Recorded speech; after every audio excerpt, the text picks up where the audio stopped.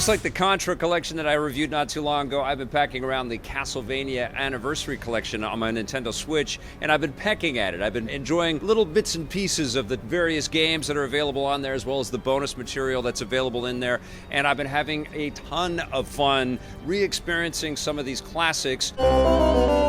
I especially like Castlevania 2 Belmont's Revenge, where you get to choose which of the different paths you want to take within the game. But you know what? It was still fun to go right back to the beginning and play the original Castlevania title. It does feel a little bit slow in these modern times and all of these sort of future subsequent iterations of Castlevania that we got, but it was pretty amazing to hear that music come through. That's one thing that I will say about the entirety of this collection. The music is wonderful. They still managed to eke out some really cool MIDI music that evokes all kinds of nightmarish scenarios, and it plays well in 2019. Even if you go right back to the very beginning, and you get not one but 3 different NES titles, actually 4 if you count Kid Dracula, which was never released in North America until now. This Famicom game has been localized to North America, and it's a cutesy sort of platformer where you're hurling things at bad guys, and you get little cutesy Frankenstein monsters and little beasties and stuff. And bats. Of course, tons of bats in all of these games. Get ready for lots of bats. It's a little incongruous. You don't really see how they fit it into, other than it's Dracula, but it doesn't really feel like a Castlevania game. It's sort of like crammed in. It's like they had a generic action platformer and then they made a Dracula cutesy character and they threw that in there, but it's still fun.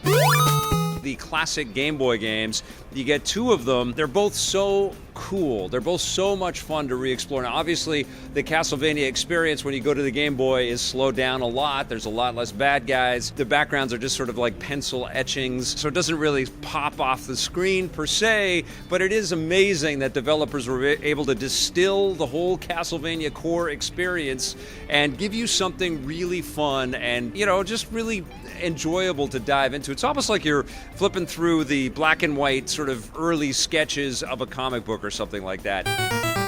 I was really appreciative of being able to jump into Bloodlines, which is a Castlevania title that I've never played. This was out for the Sega Genesis, and I know that this is also coming to the Mini Genesis later on this year, so there'll be another way to play this if you haven't already enjoyed this title. And of course, you can also dive into the Japanese versions of the games and see how the Japanese titles differ from the North American releases. Now, by that 3rd Castlevania title, yes, the developers at Konami were really nailing the formula. They really got... I think they were pretty ambitious with the storytelling, and don't ask me to kind of encapsulate where all of these different stories go, or the different generations or bloodlines that we have throughout all of these different games.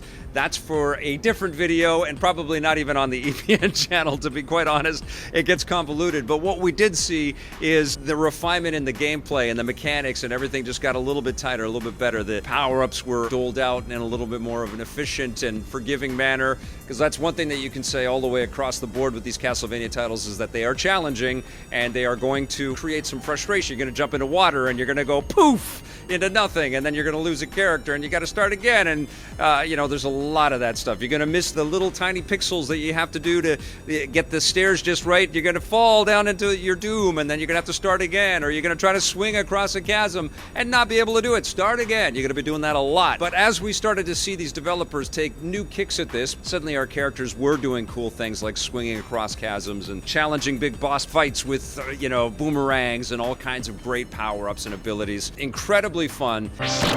I have to provide this caveat that I think the most interesting and most exciting Castlevania games, the better games that Castlevania has provided us over the years, they're actually not included on this collection. We're not getting into Castlevania Symphony of the Night or any of the GBA games or the DS games or the PSP games, or even the more modern, interpretations of Castlevania that we've seen on recent consoles like the Xbox 360. And because of that, I don't feel like this is the definitive Castlevania collection by any means. I guess presumably Konami will wrap up a bunch of the other excellent Castlevania titles that are out there and make another collection, but all of the games are really fun fun to jump into and to appreciate and to enjoy. And like I've said many times before, I think it's really important for publishers out there, especially companies with the breadth of titles and the number of years under their belt like Konami, to go back into their archives and find lots of exciting ways to deliver some of this previous content that was so important, so seminal, so foundational for this business. And certainly we've named a whole genre of video games after Castlevania, Metroidvania games. I think it's important for us to have these titles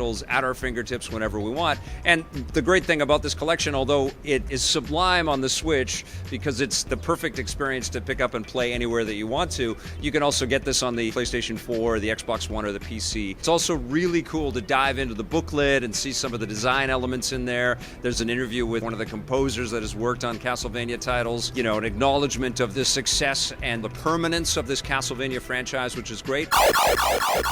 This is a fantastic collection. There is a lot of enjoyment in here, especially if you're a Castlevania fan going way back. It's going to be a blast to dive back into these titles. I am going to continue playing these games because these are games that deserve their place in video game history, and it's great that they're all collected here. I do wish that Konami had thrown in some more. You know, I don't know what they're going to do for those other titles, but still, you get a nice chunk of great Castlevania titles and some good history to dive into. I'm going to give the Castlevania Anniversary Collection a 9 out of 10.